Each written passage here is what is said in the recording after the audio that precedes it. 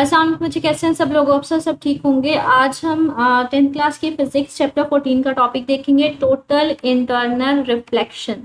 अच्छा, इसको करने से पहले ना दो वर्ड्स हम बात करते हैं। हमने ना इससे प्रीवियस टॉपिक्स में पढ़ा था, एक हमने टॉपिक पढ़ा था रिफ्लेक्शन का, एक हमने पढ़ा था रिफ्रैक्शन का। रिफ्लेक्शन क्या होती है कि अगर किसी एक मीडियम से लाइट आ रही है, किसी दूसरी चीज़ के साथ टकराती है, किसी बाउंड्री के साथ, किसी सरफेस के साथ टकराती है, तो टकरा के वो वापस उसी मीडियम में चली जाती है। ठीक है, ये जो जिस मीडियम से आई थी टकरा के उसी मीडियम में अगर वापस चली जाती है, इसको रिफ्लेक्टेड रे बोलते हैं, जो रिफ्लेक्ट हो गई है। एक हमने पढ़ी थी रिफ्रैक्टेड रे। रिफ्लेक्टेड क्या होती है कि अगर एक मीडियम से हमारे पास लाइट आ रही है, टकराती है, जैसे ऊपर हमने एयर ले ली, नीचे हमने पानी ले लिया, तो अगर एक मीडियम से दूसरे मीडियम में आती है तो आपको वो लाइट स्ट्रेट नहीं जाएगी, बल्कि वो थोड़ी आपको मुड़ी हुई, बेंड हुई हुई नजर आएगी। ठीक है, हमारे पास हमने इस तरह से अगर स्ट्रेट लाइट नहीं जाती बल्कि अपने ओरिजिनल पास से थोड़ा सा हट जाती है, ओरिजिनल वाले सही वाले रास्ते से थोड़ा सा मुड़ जाती है, तो हमने कहा था वो हमारे पास क्या होती है, वो रिफ्लेक्टेड रे होती है। जिसकी मिसाल भी मैंने आपको दी थी कि इस तरह से अगर एक मीडियम में ऊपर एयर है, नीचे पानी है, तो हमें पेंसिल यूजुअली देखें ना तो हमें सीधी स्ट्रेट नजर नहीं आती, बल्कि थोड़ी सी मुड़ी हुई नजर आती है। तो ये हमने दो टॉपिक्स पढ़े थे बेसिकली, रिफ्रैक्शन का और रिफ्लेक्शन का। ठीक है, तो ये दोनों टॉपिक्स का कंसेप्ट इस्तेमाल होगा कि हमने क्या क्या पढ़ा था, वो इसलिए मैंने आपको दिखा दिया। अब स्टार्ट करते हैं इस टॉपिक को। टोटल इंटरनल रिफ्लेक्शन है, टोटल का मतलब है हम रिफ्लेक्शन के बारे में पढ़ेंगे कि कब सारी की सारी लाइट जो है उसी मीडियम में वापस आ जाएगी। कहते हैं जब रोशनी एक मीडियम से दूसरे मीडियम की बाउंड्री पर पहुंचती है तो इसका कुछ हिस्सा वापस लौट जाता है और एक हिस्सा दूसरे मीडियम में दाखिल होता है। कहते हैं मिसाल के तौर पर ये यहाँ वाली डायग्राम कि नीचे मेरे पास कोई और मीडियम है, ऊपर कोई और मीडियम है। फॉर एग्जाम्पल नीचे मैं कहती हूँ मेरे पास ग्लास है, शीशा है, ठीक है, और ऊपर मेरे पास क्या है, मैंने एयर ली हुई है। अब ये दो डिफरेंट तरह के मीडियम्स हो गए।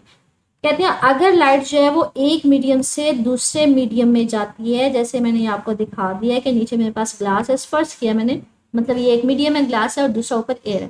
कहते हैं जब मेरे पास लाइट आएगी, इंसिडेंट होगी एक मीडियम से दूसरे मीडियम में, ये बाउंड्री है, ये सरफेस है जो इन दो मीडियम्स के दरमियान है।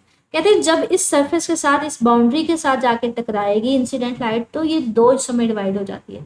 कुछ लाइट जो है वो वापस आ जाती है इसी मीडियम में, इसको रिफ्लेक्टेड रे बोलते हैं, और कुछ जो है वो दूसरे मीडियम में दाखिल हो जाती है, लेकिन अपने सीधे पाथ में नहीं जाती, बल्कि सीधे पाथ से थोड़ा सा हट जाती है, थोड़ा सा मुड़ जाती है, तो हम कहते हैं ये रिफ्लेक्टेड लाइट है। ठीक है, तो इंसिडेंट रे दो हिस्सों में डिवाइड होगी, एक रिफ्लेक्टेड रे और एक रिफ्रैक्टेड।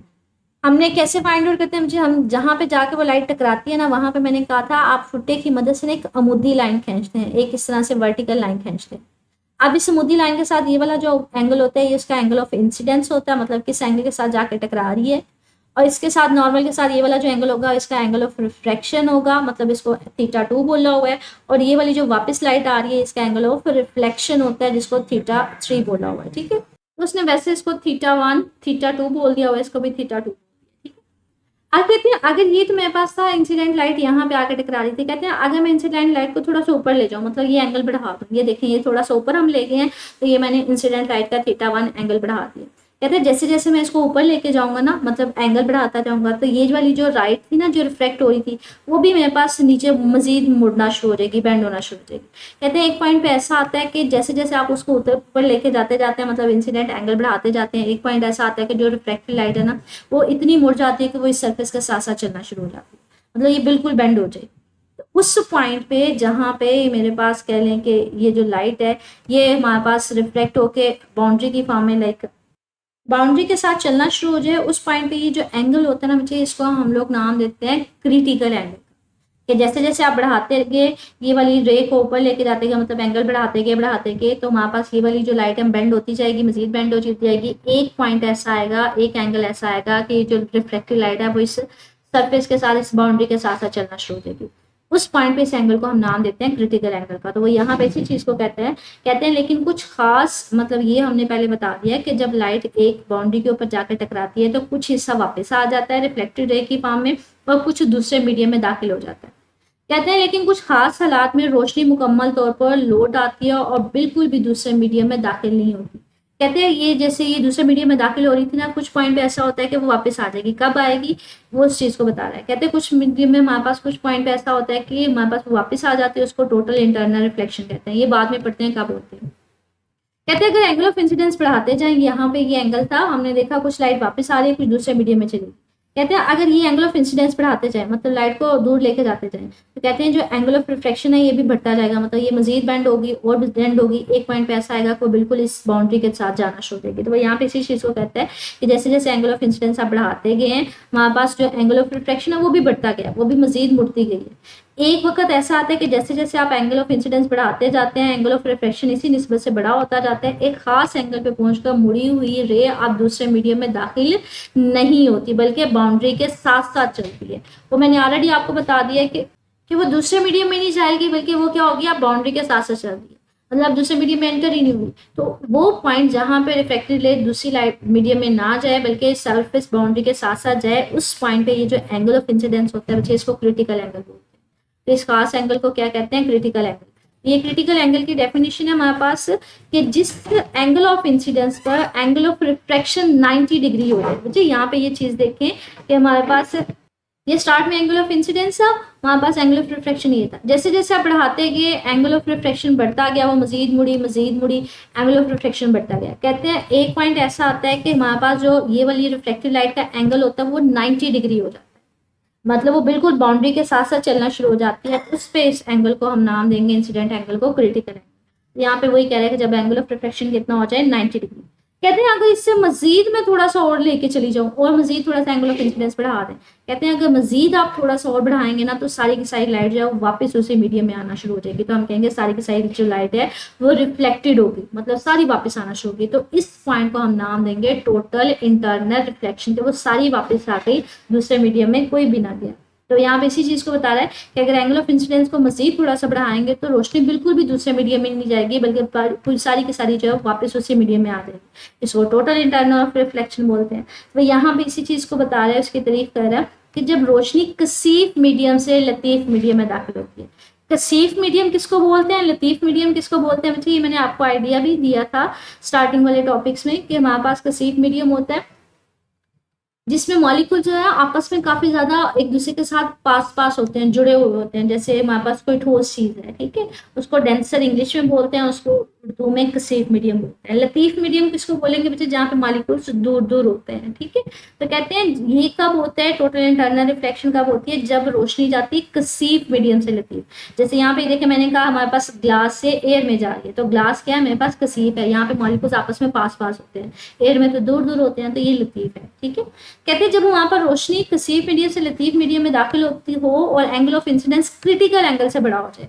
एंगल ऑफ इंसिडेंस मैंने कहा था कि हमारे पास क्या है कि ये हमारे पास क्रिटिकल एंगल था कि जब सारी की सारी लाइट जो वो बाउंड्री सॉरी जो रिफ्लेक्टेड लाइट है वो बढ़ती बढ़ती नीचे आती आती हमारे पास इस बाउंड्री के साथ चलना शुरू हो जाती है। अगर मैं इसको मजीद थोड़ा सा और बढ़ाऊंगी, जैसे यहाँ से पहले ये क्रिटिकल एंगल था, मजीद मैंने थोड़ा सा और बढ़ाया, तो ये क्या होगी, सारी की सारी लाइट वापस आ जाएगी। तो ये हमारे पास क्या होगा, उसका टोटल इंटरनल रिफ्लेक्शन होगा। तो रोशनी मुकम्मल तौर पर उसी मीडियम में मुड़ जाती है, इसको टोटल इंटरनल रिफ्लेक्शन बोलते हैं, ठीक है।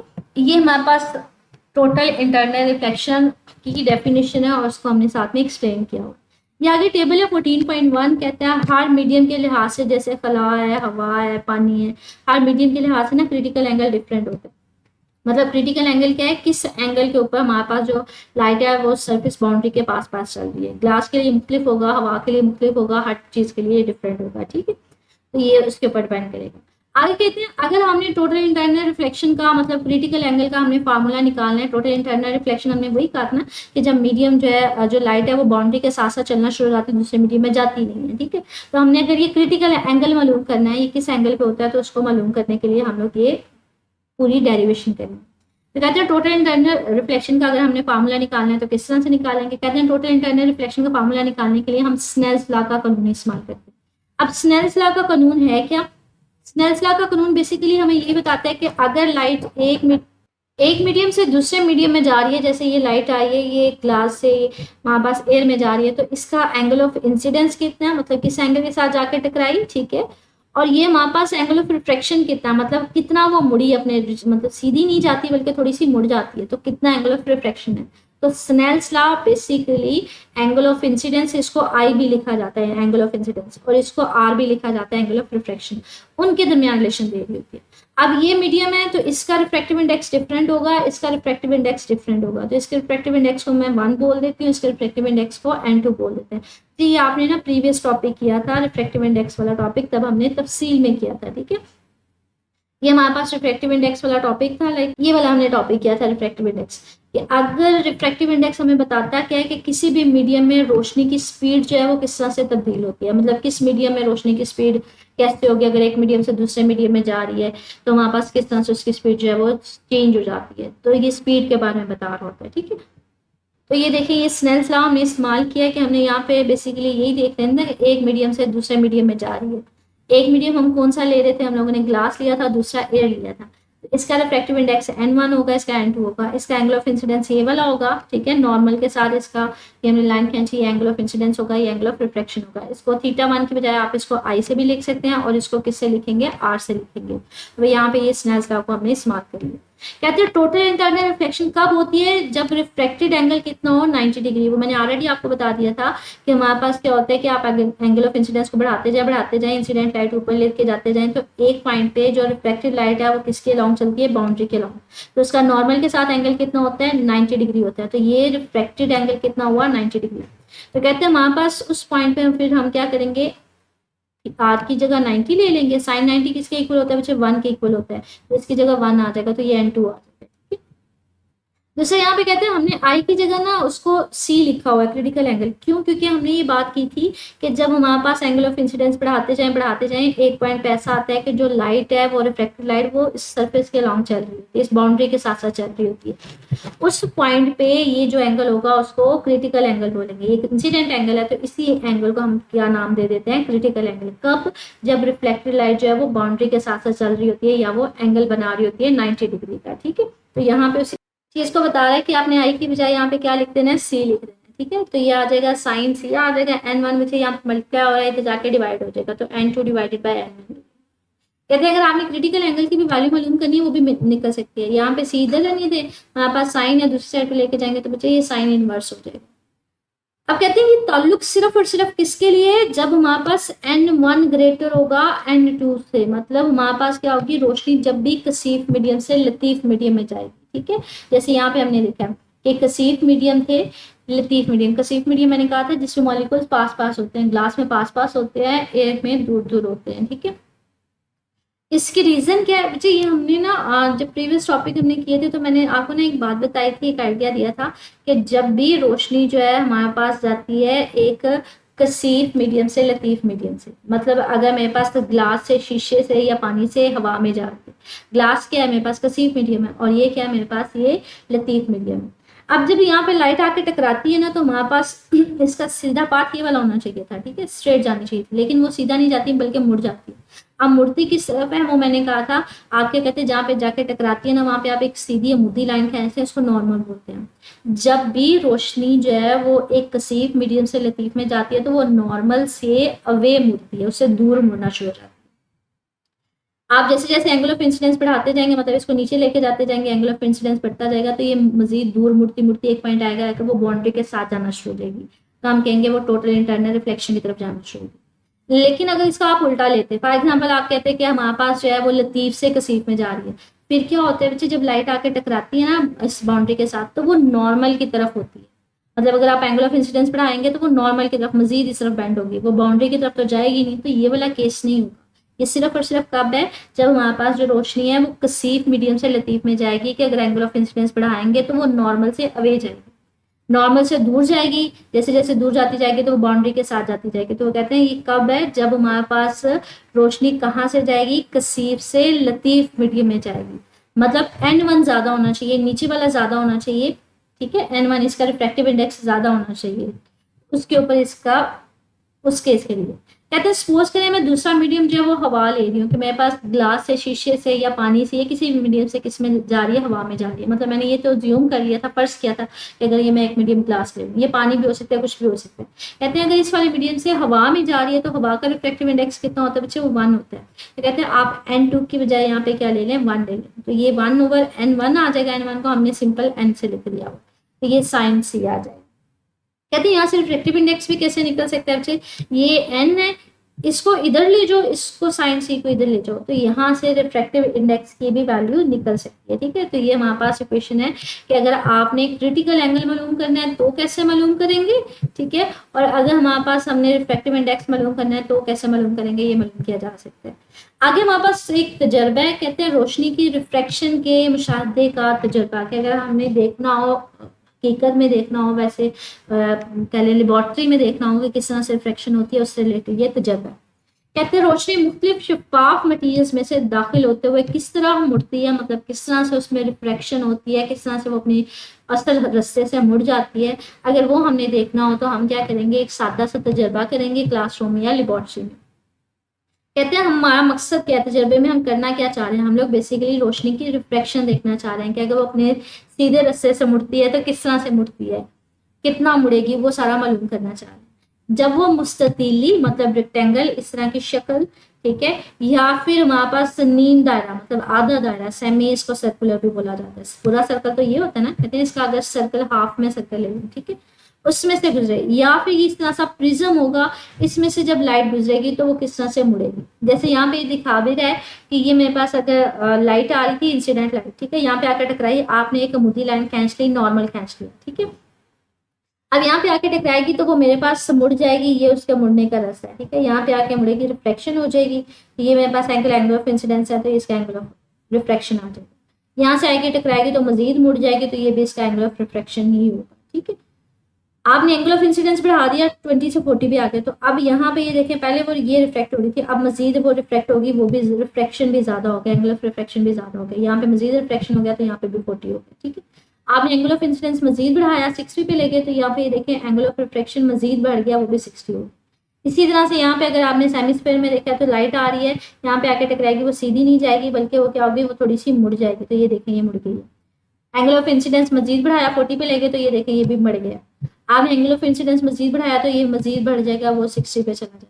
इसी तरह से प्रिज्म वाला टॉपिक बच्चे, मैंने आपको ना प्रीवियस टॉपिक करवाया था प्रिज्म वाला, ठीक है, प्रिज्म के ज़ेर रिफ्लेक्शन, तो ये तफसील से मैंने आपको करवाया था, ये मैंने कहा था लॉन्ग क्वेश्चन के फॉर्म में भी पूछा जा सकता है, तो ये आपने उसको देख लेना है। ये बेसिकली डायग्राम सारी वही है, ठीक है, मतलब यहाँ पे लाइट आई, इसके साथ टकराई, ये सीधी नहीं जाएगी बल्कि ये बेंड हो जाएगी, मुड़ जाएगी प्रेस से, यहाँ पे आके टकराएगी, यहाँ पे सीधी नहीं जाएगी बल्कि अगेन थोड़ी मुड़ जाएगी अपने रास्ते से, मतलब जाना तो इसको सीधा चाहिए, सीधा नहीं जाएगी बल्कि मुड़ जाती है। ठीक है, यहाँ पे मजीद रिफ्लेक्शन होगी।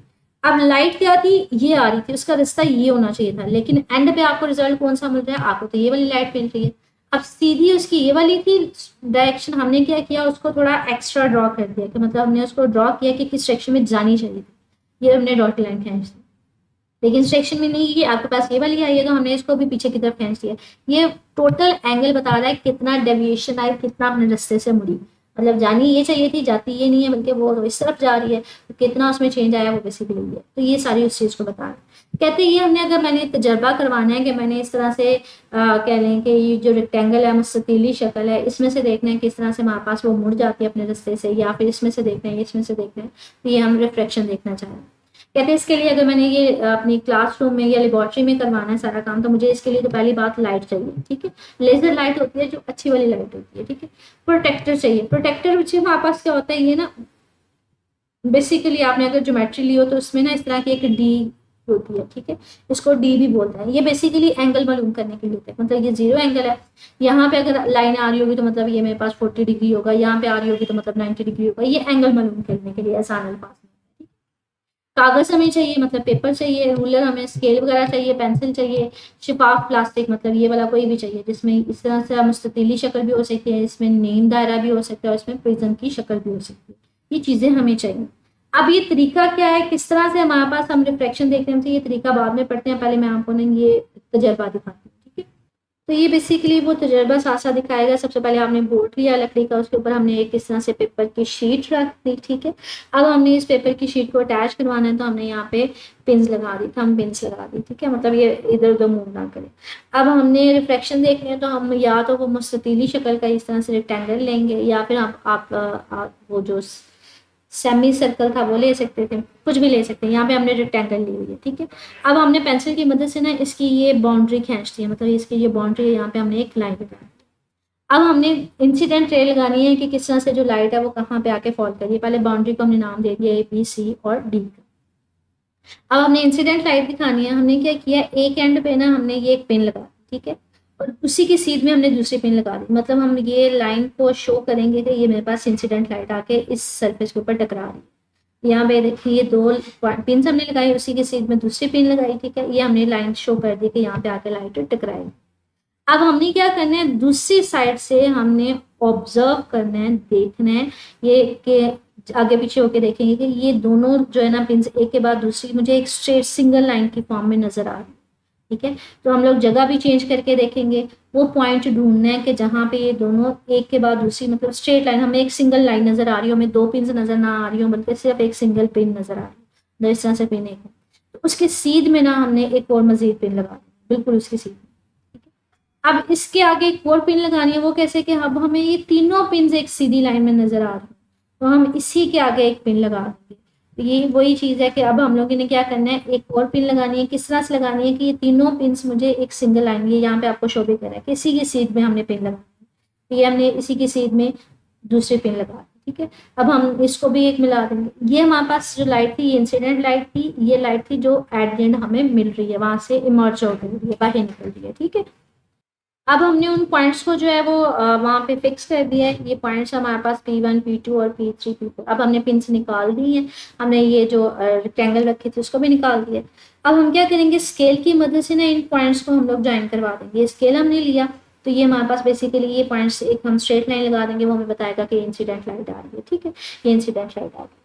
इसी तरह से अब हम क्या करेंगे कि ये वाली जो दो पॉइंट्स हैं, इन दोनों पॉइंट्स को भी मिला देंगे, तो ये भी एक सीधी लाइन के जो एट द एंड हमें उसमें से निकलती हुई नजर आए, मतलब जो रिफ्लेक्टेड लाइट है। इन दोनों पॉइंट्स को यहाँ से यहाँ तक मिलाने के लिए आप एक लाइन खींचेंगे, मतलब इन दो पॉइंट्स को, ये इंसिडेंट लाइट और ये रिफ्लेक्टेड, ये हमारे पास उसकी बेंडिंग ऑफ लाइट है, ठीक है। अब हमने नॉर्मल खींचा, एक सीधी लाइन यहाँ पे खींची, एक सीधी लाइन यहाँ पे खींची। अब यहाँ से लेके ये जो इंसिडेंट लाइट आ रही है नॉर्मल है, यहाँ से यहाँ तक इसका एंगल ऑफ रिफ्लेक्शन है, सॉरी एंगल ऑफ इंसिडेंट है, ठीक है। ये इंसिडेंट लाइट आ रही थी नॉर्मल के साथ, इसका एंगल ऑफ इंसिडेंस होगा। ये लाइट रिफ्लेक्ट हो रही है तो यहाँ से यहाँ तक उसका एंगल ऑफ रिफ्लेक्शन होगा, तो ये उसका एंगल ऑफ रिफ्लेक्शन है, ठीक है। तो इस चीज को अब यहाँ पे वो देखें, यहाँ से यहाँ तक वो एंगल ऑफ इंसिडेंस बता रहा है, यहाँ से एंगल ऑफ रिफ्लेक्शन बता रहा है। डी की मदद से मालूम कैसे किया, डी हमने लिखा है यहाँ पे 0 है, जहां तक यहाँ तक गया तो यहाँ से यहाँ तक का जो एंगल है, यहाँ पे अगर 30 डिग्री है तो 30 लगा दें। अब यहाँ पे 0 था, यहाँ से यहाँ तक उसका एंगल आ जाए। अब ये तो ये हमने बेसिकली फाइंड आउट कर लिया कि एंगल ऑफ इंसिडेंस उसका कितना आया और एंगल ऑफ रिफ्लेक्शन कितना आया, ठीक है। इसी तरह से इस डी को यहाँ पे रख के भी ना हम लोग ये वाला एंगल भी मालूम कर सकते हैं। तो यहाँ पे ये देखें, इस डी को अगर मैं उठा के यहाँ पे रखूँ तो ये भी मुझे एंगल यहाँ से यहाँ तक का दे देगा, ठीक है। ये देखें, ये हमने बेसिकली एक के लिए फाइंड आउट किया कि अगर फॉर एग्जाम्पल इसके लिए मालूम करना है, पहले मैंने ये वाला एंगल मालूम कर दिया, फिर ये वाला किया, फिर ये वाला किया। आप पोजिशन चेंज करके भी मालूम कर सकते हैं। तो ये बेसिकली रिफ्लेक्शन को देखने का तरीका, वो इसी तरीके को अब यहाँ पे लिख रहा है। कहते हैं सबसे पहले तो आपने जो मुस्ततील नुमा ग्लास ब्लॉक लिया, जो हमने रेक्टेंगल ली थी, उसको क्या करें, कागज की शीट पे रखें। अब उसका हमने मुशाहिदा करना, कागज पर ब्लॉक के किनारे पर एक सीधी लाइन खींचे, मतलब वही आप उसकी एक बाउंड्री बनाए, मतलब जहां जहां से उसके एंड पॉइंट पे एक लाइन खींचे। फिर जो रोशनी दाखिल हो रही है इंसिडेंट लाइन, वो हमने जो पिंस लगाई थी ना ऊपर वाली साइड पे कि वो इंसिडेंट लाइट आ रही है, ठीक है। फिर दूसरी साइड पे देखें, जब रोशनी ब्लॉक पर पड़ेगी तो वहां पे उस पॉइंट पे आपने क्या खींचना है, एक नॉर्मल खींचना है, ठीक है। जैसे यहाँ पे ये इंसिडेंट लाइट आ रही है, ठीक है, तो जैसे हमने एक पिन यहाँ पे लगाई थी, दूसरी पिन यहाँ पे लगाई थी, तो वहां पे मिला दें, एक इंसिडेंट लाइट आएगी। अब यहाँ पे एक नॉर्मल खींचे, जहाँ पे वो टकरा रही है यहाँ पे एक नॉर्मल सीधी लाइन खींचे। ये वाला एंगल मालूम कर लें, एंगल ऑफ इंसिडेंस देगा, ये वाला एंगल मालूम कर लें, एंगल ऑफ रिफ्लेक्शन देगा, ठीक है। तो यहाँ पे ये क्या है, लेजर लाइट को एंगल पर रखते हुए बनाई गई लाइन के साथ ब्लॉक पर डालें, मतलब वही है कि लाइट आ रही है और वो कितना एंगल ऑफ इंसिडेंस देगी वो सारा उसमें। आपको ये वाला एंगल भी लेना भी मैंने बच्चे आपको बता दिया कि ये किस तरह से लेंगे, वो मैंने आपको बता दिया कि उसकी सीध में आप देखते हैं कि जहाँ पे हमारे पास दोनों लाइंस आ रही हैं वहाँ पे एक पिन लगाते हैं, फिर दूसरी पिन लगाते हैं, तो ये हमें एट द एंड लाइट मिल रही होती है, ठीक है। ये वाला तजर्बा है एंगल ऑफ किस तरह से हमने फाइंड आउट करना है angle of reflection, angle of incidence. आगे हमारे पास तजर्बा कहते हैं टोटल इंटरनल रिफ्लेक्शन के मुशाहिदे का तजर्बा। ये मैंने आपको बता दिया था कि हमारे पास क्या होता है, बेसिकली ये वाली डायग्राम इसी को देख लेते हैं कि अगर लाइट आती है तो हमारे पास रिफ्लेक्टेड लाइट आ रही होती है, लेकिन जैसे जैसे आप एंगल ऑफ इंसिडेंस बढ़ाते जाते हैं, इसको दूर लेके जाते जाएंगे तो लाइट जो है ना, रिफ्लेक्टेड लाइट नीचे होती है। एक पॉइंट ऐसा आएगा कि वो बाउंड्री के साथ जाना शुरू हो जाए।